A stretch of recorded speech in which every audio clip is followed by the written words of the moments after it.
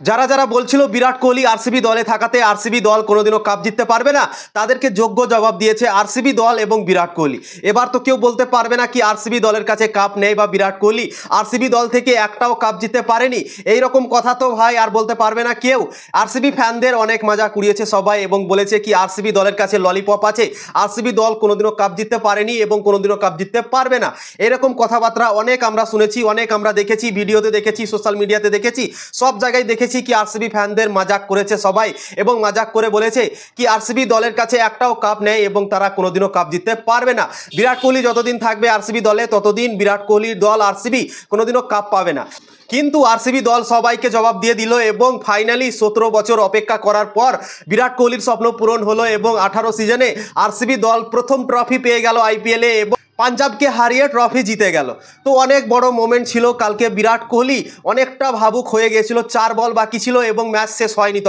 তখনই সে মাঠের মধ্যে কাঁদতে শুরু করে দিয়েছিল। বিরাট কোহলির চোখ থেকে যে ম্যাচ চলাকালীন পানিটা বের হচ্ছিল সেই পানিটা কিন্তু দুঃখের ছিল না, সেই পানিটা ছিল একটা খুশির মোমেন্ট ছিল। কেননা 18 সিজন অপেক্ষা করার পর ফাইনালি আরসিবি দল কাপ জিতলো এবং বিরাট কোহলির স্বপ্ন পূরণ হলো। এর আগে আমরা কোনোদিনও বিরাট কোহলিকে এভাবে কাঁদতে দেখিনি বা এতটা ইমোশন হতে দেখিনি। বিরাট কোহলি 2024 সালে ভারতীয় দল থেকে টি-20 বিশ্বকাপ জিতলো এবং অবসর নিল টি-20 ক্রিকেট থেকে। তখনও আমরা এতটা ইমোশনাল বিরাট কোহলিকে দেখতে পাইনি, কিন্তু আরসিবি দল যখন কাপ জিতে গেল তখন বিরাট কোহলিকে এতটা ইমোশন দেখালো কি সত্যি দেখে ভাই দিল ছুঁয়ে গেল। বিরাট কোহলির সেই মোমেন্টটা দেখে আমরা অনেক খুশি হয়েছি এবং আমরা ভেবেছি কি যাক বিরাট কোহলির নামে আরসিবি দল থেকে একটা কাপ তো হলো। কেননা 18 বছর থেকে বিরাট কোহলি একটা দলই ক্রিকেট খেলছে, কোনোদিনও সে অন্য দলে যায়নি এবং একটা দলকে জেতানোর জন্য 18 বছর থেকে সে সংঘর্ষ করছে এবং প্রত্যেকবারই তার স্বপ্ন ভঙ্গ হয়ে যাচ্ছিল এর আগে। কিন্তু ফাইনালি লাইন ক্রস করলো আরসিবি দল এবং প্রথম ট্রফি জিতে গেল। আর কেউ বলতে পারবে না আরসিবি দলকে বা বিরাট কোহলিকে কি আরসিবি দলের কাছে কাপ নেই বা আরসিবির কেউ মজাক উড়াতে পারবে না। তো আরসিবি দল অসাধারণ ক্রিকেট খেললো আইপিএল 2025 সালে এবং তারা ডিজার্ভ করে কাপ জেতা এবং তারা জিতলো। 2024 সালে কেকেআর চ্যাম্পিয়ন হয়েছিল। কেকেআর আলাদা লেভেলেরই ক্রিকেট খেলেছিল 2024 সালে এবং মনে হচ্ছিল কি কেউ হারাতে পারবে না কেকেআর দলকে এবং আইপিএল 2025 সালে সেই কাজটাই আরসিবি দল করলো এবং মনে হচ্ছে 2025 সালে আরসিবি দলকে কেউ হারাতেই পারবে না এবং সেটাই হলো। পাঞ্জাব কিংস মুম্বাইয়ের বিপক্ষে এত সুন্দর ক্রিকেট খেলে এলো শ্রেয়স আইয়ার 41 বলে 87 রান করে ম্যাচ জেতালো এবং ফাইনালে নিয়ে গেল পাঞ্জাব কিংসকে। কিন্তু আরসিবির আগাদিকে পাঞ্জাবের ব্যাটসম্যানরা কেউ রান করতে পারলো না। কালকের ম্যাচে কেউ 50 করতে পারেনি, আরসিবির ব্যাটসম্যানরাও করতে পারেনি, পাঞ্জাবের ব্যাটসম্যানরাও করতে পারেনি। তো তোমরা ভাবতে পারছো ফাইনালের চাপ কতটা আছে। বিরাট কোহলির মতো প্লেয়ার কালকে এমনভাবে ক্রিকেট খেলছিল মনে হচ্ছে কি কতটা চাপ তার উপরে আছে।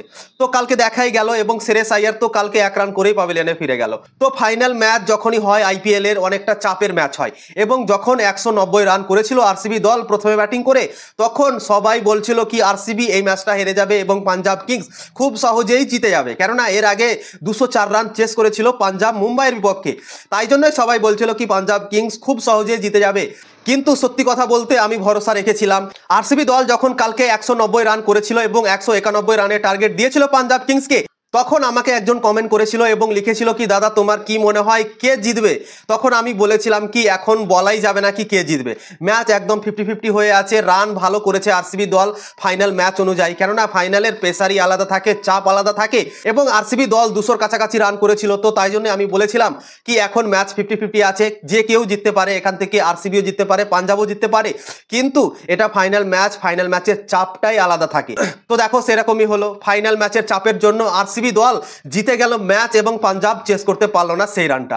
এবং যখন 191 রানের টার্গেট দিয়েছিল তখন সবাই বলছিল কি পাঞ্জাব কিংস খুব সহজে জিতে যাবে, কিন্তু আরসিবি দলের বোলিং আমি জানতাম কি বোলিং করছে তারা এবং অসাধারণ বোলিং পারফরমেন্স আইপিএল 2025 সালে প্রথম ম্যাচ থেকেই তারা করে আসছে। তো আমি ভরসা রেখেছিলাম এবং মনে মনে ভেবেছিলাম কি 191 রানের টার্গেটটাই অনেক, কেননা এটা ফাইনাল ম্যাচ, ফাইনাল ম্যাচে প্রেসার অনেক থাকে এবং তারপর আরসিবি দলের বোলিংও ভালো আছে। তো তাই জন্য আমি ভেবেছিলাম কি আরসিবি দল এখান থেকেও ম্যাচ জিততে পারে।